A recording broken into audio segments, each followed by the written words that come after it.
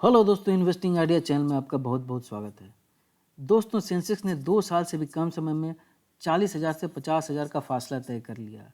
23 मई 2019 को इसने 40,000 का फिगर क्रॉस किया था एंड 21 जनवरी 2021 को इसने 50,000 का फिगर क्रॉस किया। इस पीरियड में कई सारे स्टॉक्स हैं जो इन्वेस्टर्स के लिए मल्टी बैगर्स साबित हुए और इन्वेस्टर्स को 600% से 2500% का मुनाफा कमा कर दिया। करीब करीब 40 से ज़्यादा ऐसे स्टॉक्स हैं जो इस कैटेगरी में आते हैं, लेकिन उनमें से मैंने कुछ स्टॉक्स को ही सिलेक्ट किया है जिनमें आगे भी ज़बरदस्त रिटर्न देने का दम है और जिन्हें हम अपने पोर्टफोलियो में इंक्लूड कर सकते हैं अगर हमने अपने पोर्टफोलियो में इंक्लूड नहीं किया है तो आज मैं आपको इन्हीं स्टॉक्स के बारे में बताने वाला हूं और साथ ही साथ ये भी बताऊंगा कि अगर 2 साल पहले इनमें आपने इन्वेस्ट किया होता तो उसकी वैल्यू अभी क्या होती। लेकिन पहले मैं चाहता हूं कि अगर आपने मेरे चैनल पर पहली बार विजिट किया है या अभी तक अगर आपने मेरे चैनल को सब्सक्राइब नहीं किया है तो पहले मेरे चैनल को सब्सक्राइब कर लें और बेल आइकन को प्रेस कर लें ताकि ऐसी सारी इन्फॉर्मेशन आप तक मेरे वीडियो के ज़रिए पहुंच सके। तो चलिए अब देखते हैं कि वो स्टॉक्स कौन कौन से हैं। तो पहली जो स्टॉक्स है वो है अदानी ग्रीन एनर्जी। ये अदानी ग्रुप की कंपनी है और एक पावर जनरेशन कंपनी है। ये अपने देश में solar and wind energy power plant बनाती है और ऑपरेट करती है। सोलर एंड वाइंड एनर्जी जो कि पावर जनरेशन सेक्टर का फ्यूचर है। तो इसका अगर आप अभी प्राइस देखोगे तो ये अभी चल रहा है 1047 के आसपास। हालांकि इसका 52 वीक का जो हाई है 1220 एंड 52 वीक का जो लो है 111। अगर मैं आपको बताऊं 23 मई को जब इस सेंसेक्स ने 40,000 का फिगर क्रॉस किया था उस समय जो इसका प्राइस चल रही थी वो 43 चल रही थी। वहाँ से देखिए इसने क्या ग्रोथ दिखाया है, सीधा यहाँ माउंटेन यहाँ चढ़ा है। अगर मैं आपको दिखाऊं कि अगर इसमें आपने इन्वेस्ट किया होता उस समय अगर आपने 1 लाख रुपया इन्वेस्ट किया होता तो उसकी वैल्यू अभी क्या होती, ये मैं आपको पीरियोडिकली इसमें बताऊंगा डेट के साथ। ये देखिए 23 मई को जब इसका प्राइस, मैं यहाँ पे क्लोजिंग प्राइस लिया हूँ जिस दिन भी ट्रेडिंग हुई है, 43 चल रही थी एंड उस समय अगर आपने 1 लाख रुपये इन्वेस्ट किए होते तो आपको 2304 शेयर आप खरीदते उस समय 1 लाख रुपये इन्वेस्ट करके। अब मैं जो यहाँ पे फिगर दिखा रहा हूँ 17 मार्च 2020 को जब मार्केट क्रैश हुई थी पैंडेमिक के टाइम पे, तब इसका जो प्राइस चल रहा था वो 123 चल रही थी और तब भी इसने 284% का ग्रोथ दे दिया था तब से 23 में से। एंड उसमें वैल्यू हो गई थी, आपने जो 1 लाख लगाए थे उसके 2,84,000 हो गई थी। 11 मई 2020 को जब करीब करीब इसने 500% का मुनाफा कमा कर दिया है 23 में से, तब वैल्यू हो गई 5,12,903 एंड 22 जून को इसने करीब करीब 1,000% का मुनाफा कमा कर दिया है 23 में से। अगर मैं कंपेयर करूं तो 2019 से, और तब वैल्यू हो गई 10,17,627। अगर आप 15 सितंबर की बात करो जब इसने 1,500% का मुनाफा कमा कर दिया, 9 नवंबर को देखो 2,000% का मुनाफा इसने कमा कर दिया। ये जो मैं कंपेयर कर रहा हूँ सब 23 में 2019 से है। तो आपका वैल्यू जो स्टॉक्स का हो गया 20,72,000। अब ये देखिए 24 नवंबर को जब इसने सबसे हाईएस्ट बनाया अपना अभी तक का 1,220 रुपीज़, जो कि अब तक का इसका हाईएस्ट फिगर है, तब मुनाफा जो हो गया आपका वो 2,777%, यानी आपके जो वैल्यू हो गया 27,76,000। एंड ये 22 जन जो लास्ट ट्रेडिंग डे है, 1-2 दिन पहले का, तब देखिए उस समय जो प्राइस चल रही थी 1,047 रुपीज़, तब भी इसने 2,414% का मुनाफा दिख रहा है एज कम्पेयर टू, अगर आप करोगे तो 23 में 2019 से। एंड आपका वैल्यू जो शेयर का है वो हो गया 24,14,000। तो आप देखिए सही मायनों में मैं बोलूँगा ये स्टॉक्स जो है, ये स्टॉक जो है वो मल्टी बैगर साबित हुआ है।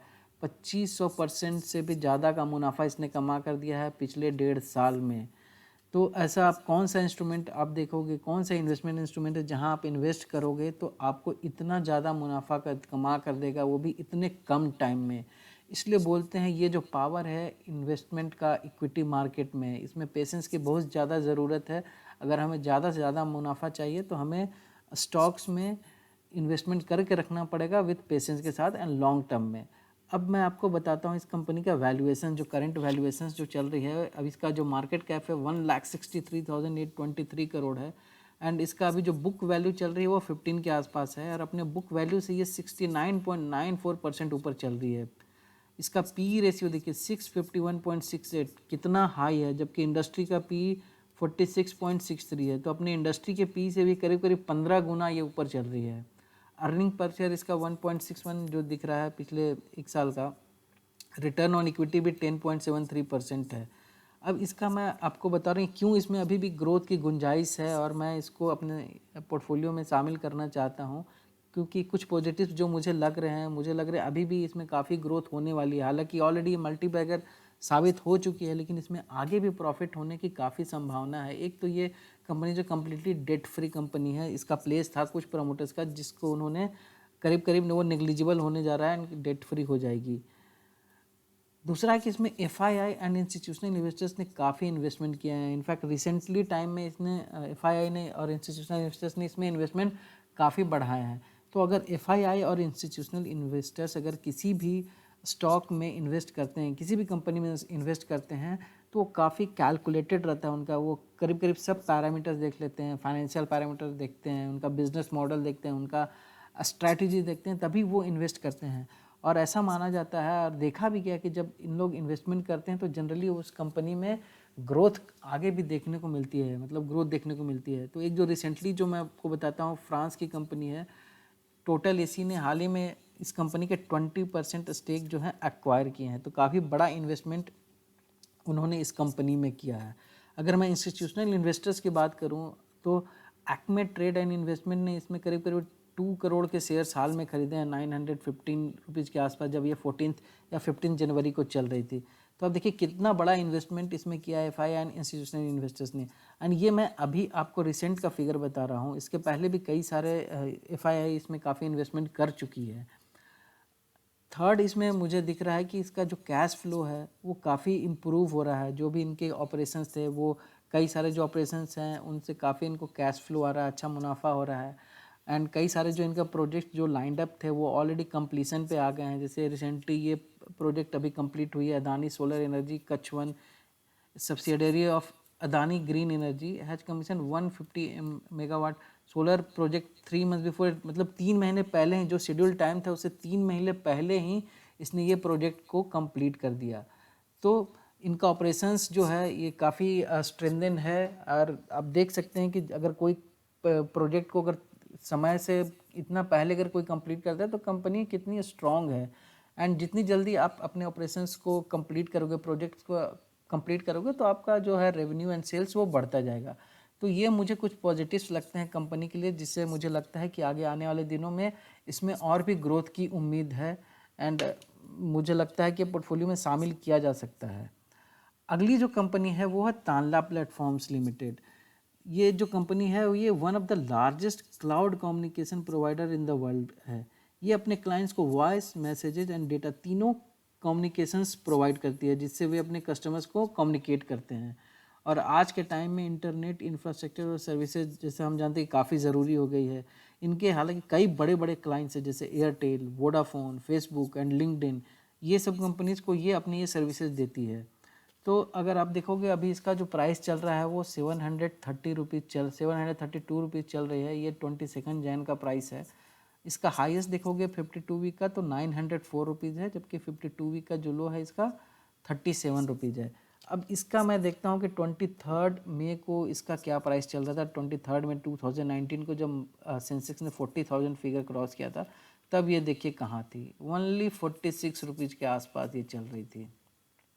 एंड 46 रुपीज़ से इसने 900 का फासला तय किया है ये पिछले 1.5 साल में। ये देखिए ये भी यहाँ इसका जो ग्रोथ पीरियड है वो भी देखिए यहाँ से ही स्टार्ट हुआ है, 2020 के मिड से स्टार्ट हुआ है, इसने ग्रोथ पकड़ा है।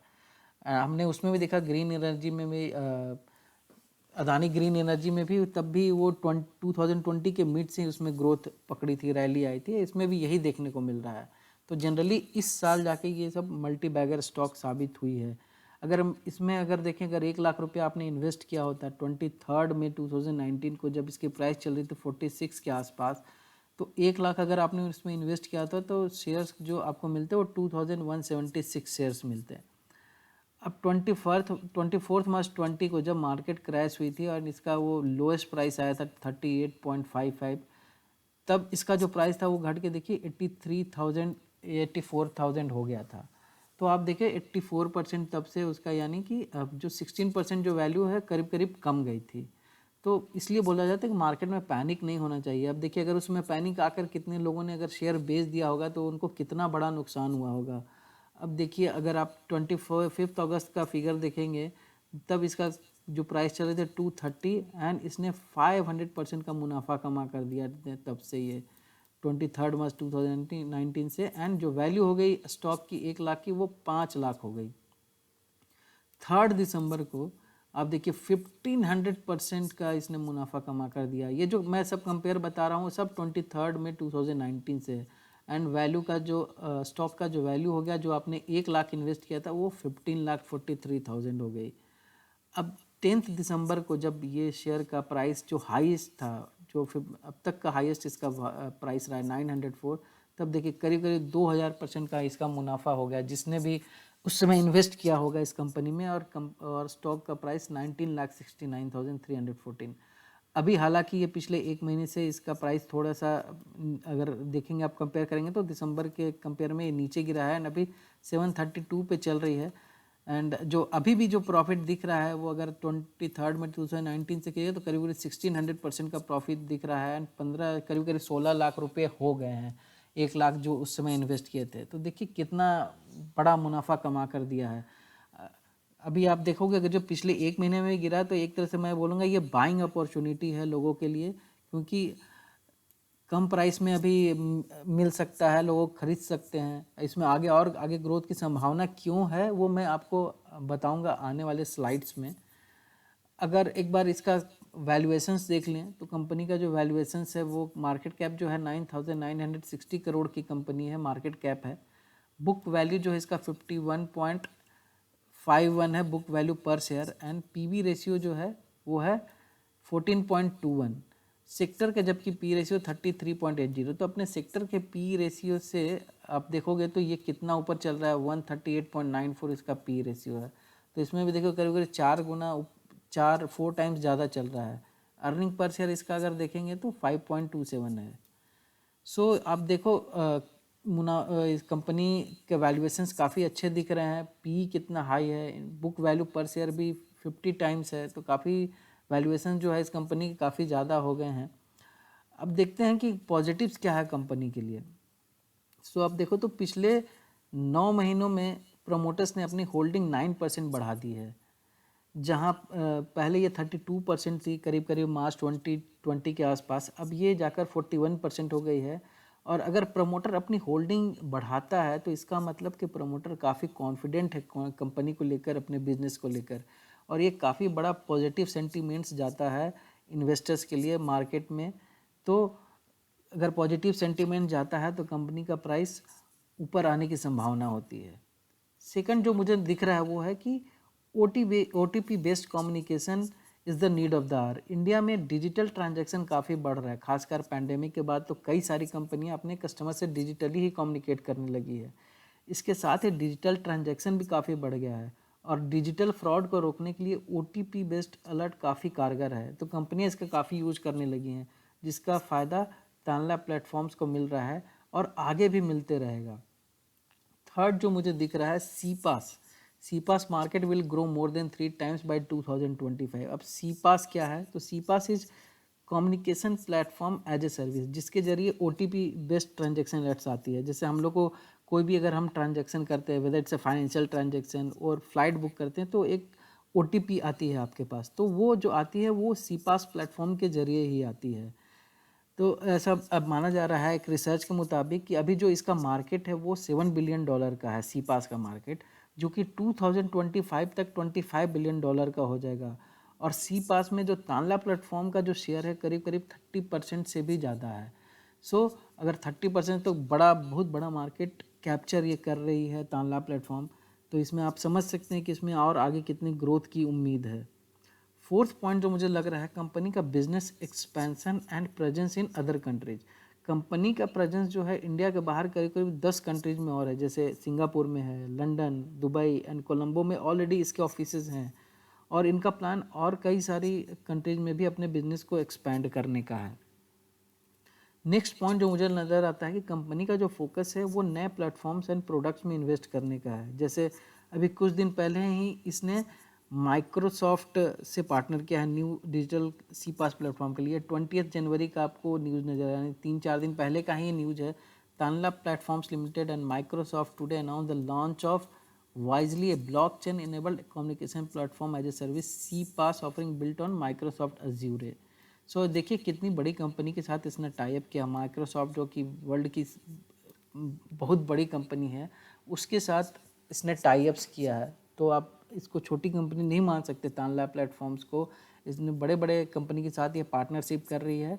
तो इससे साफ दिख रहा है कि इसका जो स्ट्रैटेजी है वो अपने बिजनेस को एक्सपेंड करना है, नए प्लेटफॉर्म नए प्रोडक्ट्स को एक्वायर करना है। तो इसलिए मैं बोल रहा हूँ इसमें काफ़ी पॉजिटिव नज़र आ रही है एंड अगले कुछ सालों में ये और भी बेहतर रिटर्न देगी।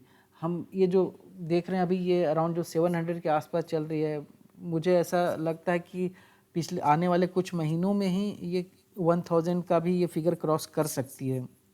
900 का तो इसने ऑलरेडी देख चुका है एंड अभी हम लोग थोड़ा वेट करेंगे इसका। जैसे ही क्वार्टर Q3 का जो रिजल्ट आएगा तो उसके बाद इसमें और मोमेंटम पिकअप होगी। तो ये भी एक जो स्टॉक है जिस पे हमें नज़र रखनी चाहिए और जिसको हम अपने पोर्टफोलियो में शामिल कर सकते हैं। अगली जो कंपनी है डिक्सन टेक्नोलॉजी लिमिटेड, बहुत ही बेहतरीन कंपनी है ये भी।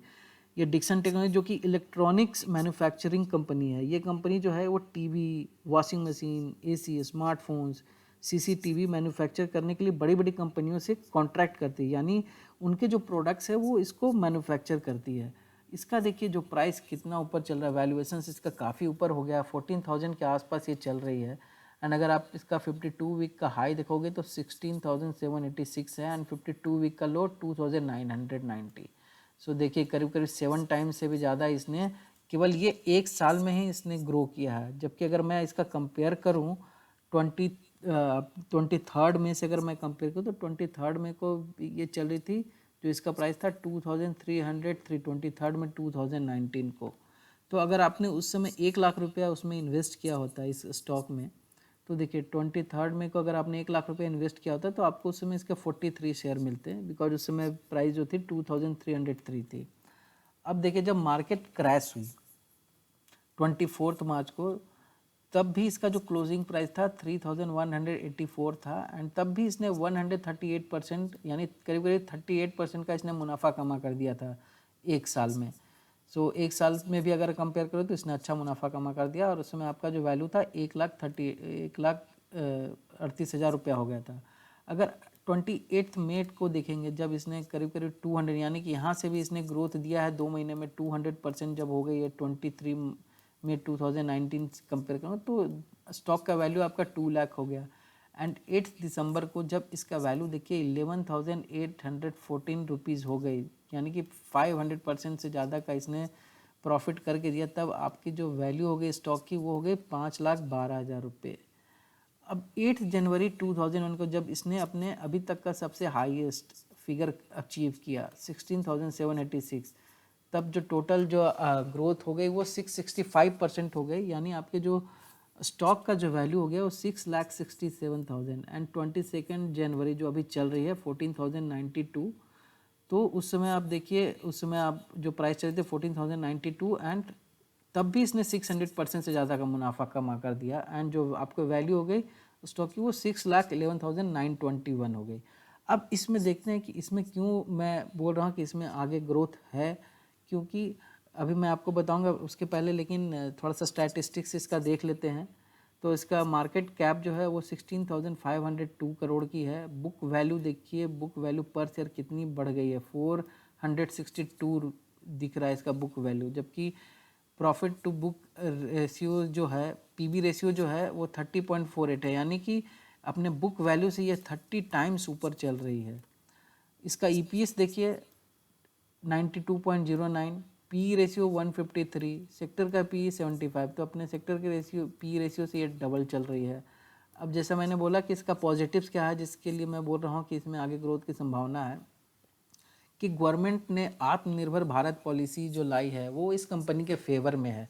बिकॉज जो गवर्नमेंट है, इंडियन गवर्नमेंट है, वो बढ़ावा दे रही है कि हम जो भी मैन्युफैक्चरिंग कर रहे हैं हमें कहीं दूसरे कंट्री पे डिपेंड नहीं करना चाहिए एंड ये कंपनी जो मैन्युफैक्चरिंग कंपनी है एंड कंज्यूमर गुड्स की कई सारी प्रोडक्ट्स ये बनाती है।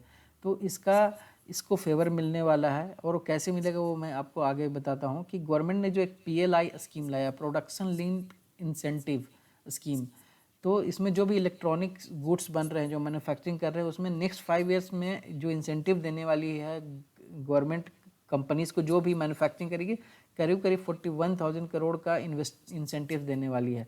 तो जो भी कंपनियां हैं, जो मैन्युफैक्चरिंग कंपनी हैं एंड जो इस तरह के इलेक्ट्रॉनिक गुड्स, कंज्यूमर गुड्स बनाती है, उनको इसका फ़ायदा मिलने वाला है। बिकॉज उनका अगर इक्विवेलेंट करेंगे सेल्स, तो करीब करीब 5 से 6% जो है उनका सेल्स जो है वो बढ़ जाता है। तो एक बहुत बड़ा इनके लिए, जो भी मैन्युफैक्चरिंग कंपनी करती है उनके लिए बहुत बड़ा ये न्यूज़ है, बहुत बड़ी इंसेंटिव्स है उनके लिए। तो ये सब जो है वो आगे जाके और ग्रोथ होगी।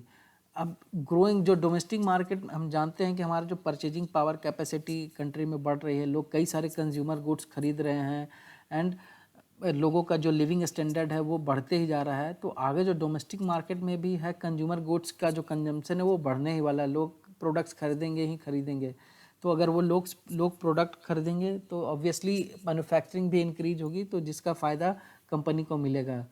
बिकॉज इस काफ़ी डोमिनेंट प्लेयर है ये जो डिक्सन टेक्नोलॉजीज है, वो मैन्युफैक्चरिंग में काफ़ी डोमिनेंट प्लेयर है। इसका जो स्ट्रॉन्ग क्लाइंट बेस है, यानी कि आप देखिए कितने बड़े बड़े क्लाइंट है इसके, Xiaomi है, सैमसंग, वोल्टास, LG। सो इन लोगों के जो प्रोडक्ट्स होते हैं, वेदर इट्स अ TV हो, चाहे वॉशिंग मशीन हो, AC हो, मोबाइल फ़ोन हो, ये सब प्रोडक्ट ये मैन्युफैक्चर करती है। और ये सब आप देखो, सैमसंग कितनी बड़ी कंपनी है और इंडिया में तो काफ़ी बड़ा मार्केट शेयर कैप्चर करके रखा है। Xiaomi ने भी काफ़ी बड़ा मार्केट शेयर कैप्चर करके रखा है स्मार्टफोन में।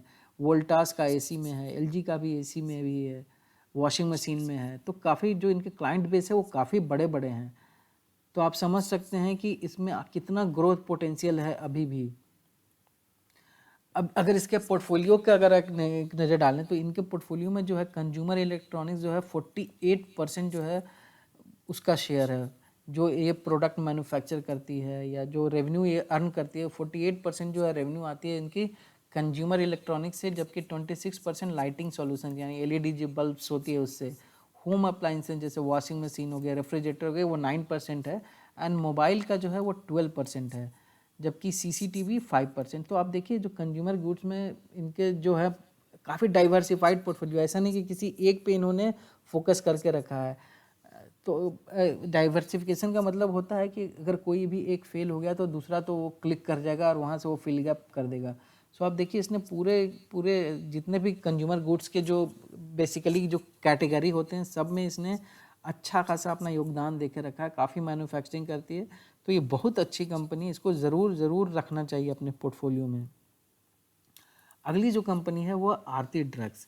तो आरती ड्रग्स जो है एक फार्मा कंपनी है जो एक्टिव फार्मास्यूटिकल इंग्रेडिएंट्स प्रोवाइड करती है, यानी कि जो रॉ मटेरियल होता है जो ड्रग्स बनाने में, वो प्रोवाइड करती है। और कई सारे कैटेगरी में ये प्रोवाइड करती है, जैसे एंटी इन्फ्लेमेटरी ड्रग्स है, anti fungus drug, antibiotic, anti diabetic drugs में ये जो इसका जो API है वो प्रोवाइड करती है, यानी कि जो रॉ मटेरियल प्रोवाइड करती है। तो अगर आप देखो तो इसका प्राइस जो अभी चल रहा है वो 686 रुपीज़ चल रही है। जबकि 52 वीक का जो लो है, हाई है, वो है 1026।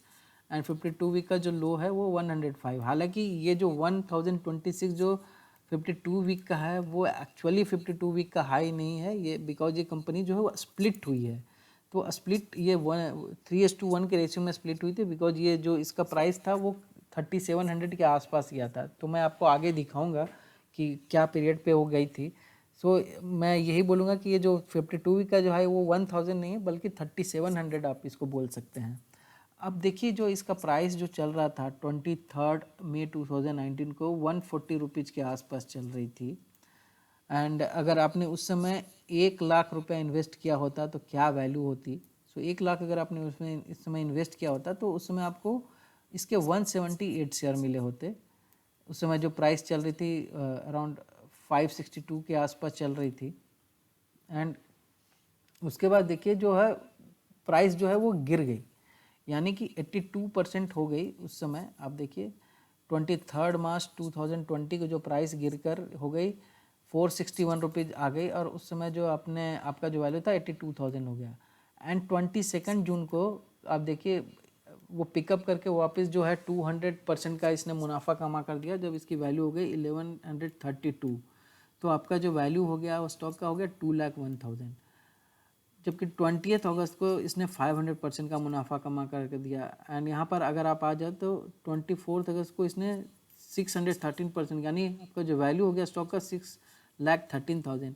एंड ये 25 अगस्त को इसने जो है वो 3700 जो हाई उसने उस दिन बनाया था 25 अगस्त को। सो यहाँ मैंने कैलकुलेशन किया है क्लोजिंग प्राइस से, तो वो 3700 से नीचे आकर फिर 3266 पर क्लोज हुई थी। तो भी वहाँ से अगर आप देखो तो 581% का इसने मुनाफा कमा कर दिया है। अब जो है ये कंपनी जो है वो स्प्लिट हुई 29 सितंबर को। आप देखिए 30th को ये स्प्लिट हुई थी। 29 सितंबर को भी अगर आप देखोगे तब उसका जो प्राइस चल रहा था 3089 चल रहा था, जो हाई उसमें बनाया था। एंड तब भी इसने 523% का मुनाफा कमा कर दिया था और वैल्यू थी 5,22,000। अब 30th सितंबर को स्प्लिट हुई, यानी 3:1 के रेशियो में स्प्लिट हुई थी। तो जो शेयर हो गए आपके वो आप 711 शेयर्स हो गए। एंड जो प्राइस वहाँ पे चल रही थी 771 पे आ गई थी। तो आप देखोगे तो 5,48,000। हालांकि उसके बाद ये 1,000 भी क्रॉस की है उसके कुछ 10-12 दिन के बाद ही। तो उस समय काफ़ी इसमें ग्रोथ देखने को मिला था। उसके बाद से इसमें थोड़ा सा डिप देखने को मिला है। एंड अभी जो फ़िलहाल ये 686 पे चल रही है। एंड अभी भी आप देखोगे तो 4,88,000 1 लाख जो आपने वैल्यू लगाया था उसका है। तो काफ़ी अच्छा मुनाफा अभी भी देखने को मिल रहा है। एंड इनफैक्ट मैं बोलूँगा ये जो अभी 686 जो चल रही है ये लो प्राइस है, ये काफ़ी अच्छा बाइंग अपॉर्चुनिटी है इसमें इन्वेस्ट करने का अगर आप चाहते हैं तो दोस्तों ये जो स्टैटिस्टिक्स थोड़ा मैं आपको दिखा देता हूँ। इसका मार्केट कैप जो है 6,394 करोड़ है, जबकि अपने बुक वैल्यू जो इसका है 70 रुपीज़ है। अपने बुक वैल्यू से 9.80% ऊपर चल रही है। ईपीएस देखिए इसका 26.54 है, पी रेशियो 25.85। एंड अपने सेक्टर पी रेशियो से अभी नीचे चल रही है। वो नीचे इसलिए भी चल रही है बिकॉज वो स्प्लिट हो गई, अदरवाइज ये ऊपर थी। अब इसमें आप देखते हैं पॉजिटिव्स क्या है इस कंपनी का।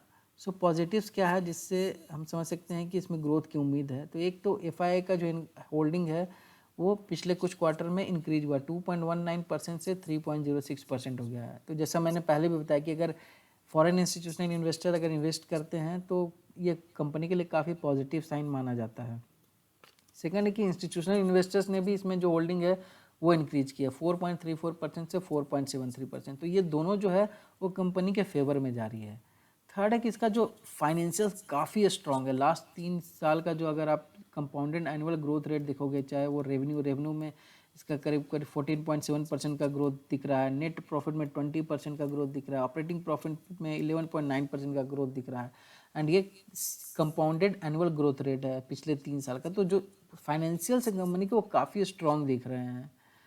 अगला पॉइंट है कि जो एपीआई फार्मर्स यानी जो रॉ मटेरियल जो ये प्रोवाइड करती है, अभी क्या हो रहा है कि जो चाइना पहले मोस्टली जो है 70-80% जो रॉ मटेरियल वो चाइना प्रोवाइड करती थी फार्मास्यूटिकल कंपनीज को। लेकिन ये कोविड के बाद से जो पूरा ट्रेंड चेंज हो गया है। एंड अभी ज़्यादातर जो है कंपनियां वो चाइना को अवॉइड कर रही हैं। तो डिपेंडेंसी जो अभी वो चाइना पर कम गया है, तो उसका फ़ायदा मिलेगा जो डोमेस्टिक कंपनीज है जो एपीआई बनाती है प्रोवाइड करती है उसको, उस कंपनी को इसका फ़ायदा मिलने वाला है। तो आरती ड्रग्स लिमिटेड एक ऐसी कंपनी है जो कि एपीआई प्रोवाइड करती है। एंड जैसे मैंने आपको आगे पहले भी बताया कि कौन कौन से drugs anti inflammatory, anti diabetic, तो ये सब ड्रग्स में वो रॉ मटेरियल सप्लाई करती है। तो ऑब्वियसली इसका फ़ायदा इस कंपनी को मिलने वाला है आगे आने वाले दिनों में। एंड अगली जो बात मुझे नज़र आ रही कंपनी में कि इसका जो स्ट्रैटेजी है वो काफ़ी क्लियर है। वो कुछ 6-7 प्रोजेक्ट्स में करीब करीब 600 करोड़ रुपए इन्वेस्ट करने वाली है 3 से 4 साल में, जिसमें इसको उम्मीद है कि करीब करीब 1500 करोड़ का जो सेल्स है वो इसमें जनरेट होगा। तो कंपनी का देख लीजिए आप, फाइनेंशियल अच्छा है, कंपनी में इन्वेस्टमेंट भी लोग अच्छे कर रहे हैं, कंपनी जो अपना फ्यूचर प्लानिंग भी है वो अच्छा कर रही है, कम जो फेवर में आ रही है कि डिपेंडेंसी जो चाइना पे वो कम हो गई। तो काफ़ी स्ट्रॉन्ग पॉइंट नज़र आ रहा है मुझे इस कंपनी के लिए।